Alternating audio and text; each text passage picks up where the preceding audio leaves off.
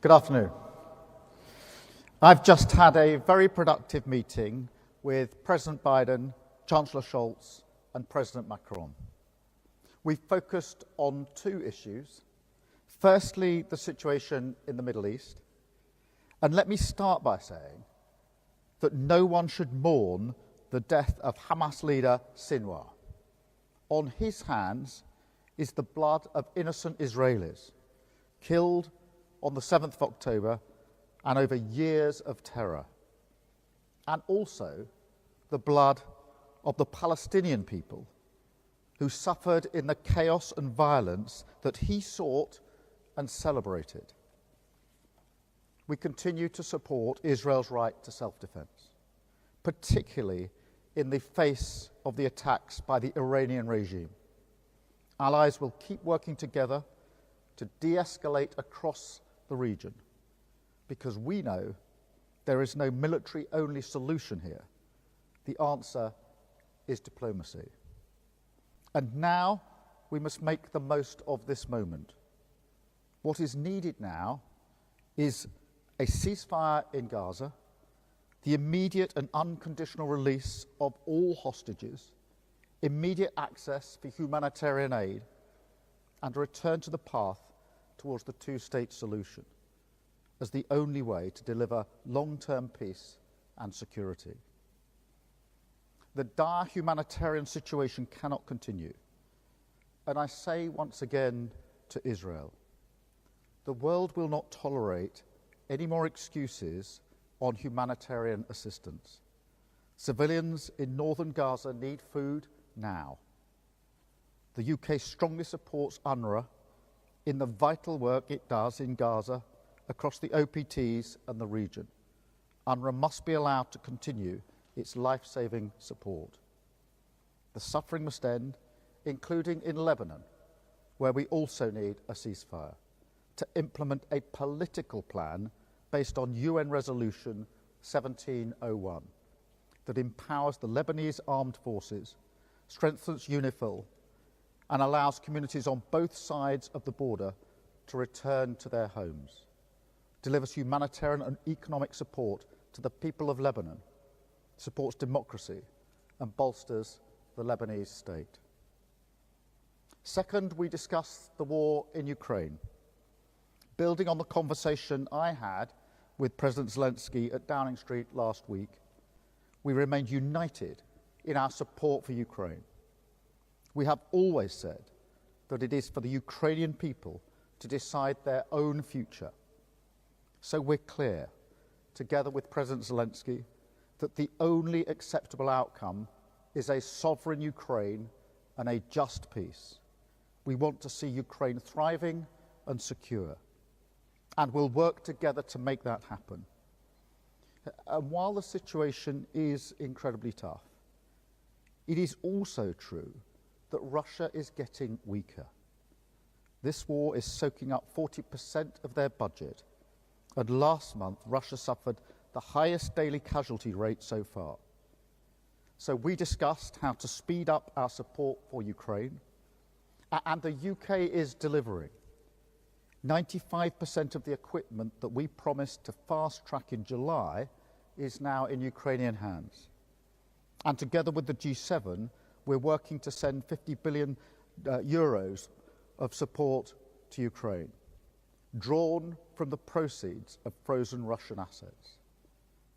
So as Ukraine enters a difficult winter, it is important to say we're with you, we're absolutely united in our resolve, and we'll back Ukraine for as long as it takes. And now I'll take some questions.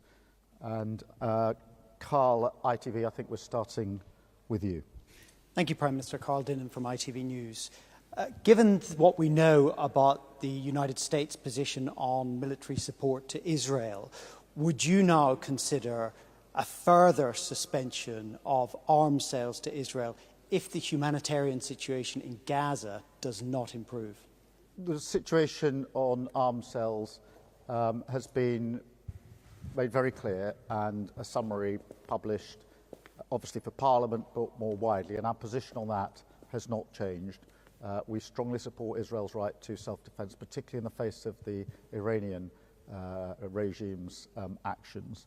But look, I do think that the death of Sinwar provides an opportunity for a step towards that ceasefire that we've long called for. Thank you. And I'll go to Katya, please, from BBC. Katya Adler, BBC. Prime Minister, there has been a lot of talk of Trump-proofing European defence in case he returns as president and has other priorities. Has that actually happened? And what of Ukraine? You aren't giving President Zelensky what he wants, like free use of long-range missiles, and this is a very vulnerable moment.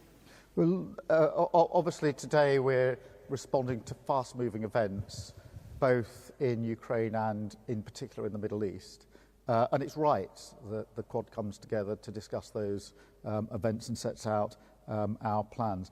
In relation to Ukraine, look, we've reiterated again our strong support for Ukraine and to work with Ukraine to deliver the justice that it absolutely deserves.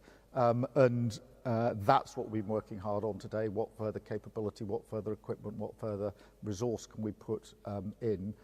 So we're very pleased to reiterate again, as I did to President Zelensky last week, the full support that he has from us. Thank you. Adele from Sky. Hi, Adele Robinson, Sky News. South Korea has said that North Korean troops have been sent into Russia.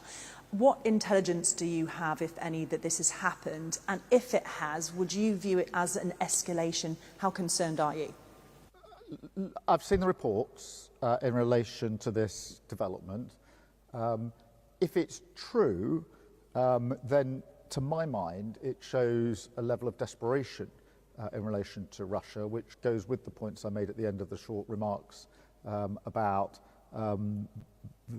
the situation, if you like, as we enter into, yes, what will be a difficult winter, but with Russia in a difficult position in numbers of casualties, the impact on their own resources. And so I say, if this is true, then to me, it looks more an act of desperation than anything else. Thank you. And I've got Martin from the Daily Mail.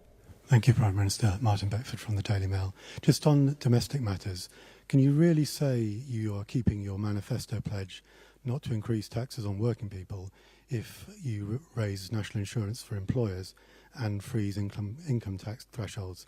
And if I may, do you now regret going to those Taylor Swift concerts? Thank you. In relation to our manifesto, we are going to keep our manifesto pledges as we go into that election. I've made that very clear. I'm not going to preempt the individual measures that will be outlined by the Chancellor in due course, but I'm equally clear this is going to be a budget that will fix the foundations and rebuild our country. And I've got James, I think, from the Telegraph. Thank you, Prime Minister. James Rothwell from the Daily Telegraph. Can you tell us, please, why are you considering raising inheritance tax, even though more and more people are being pulled into it every year as it is? Thank you.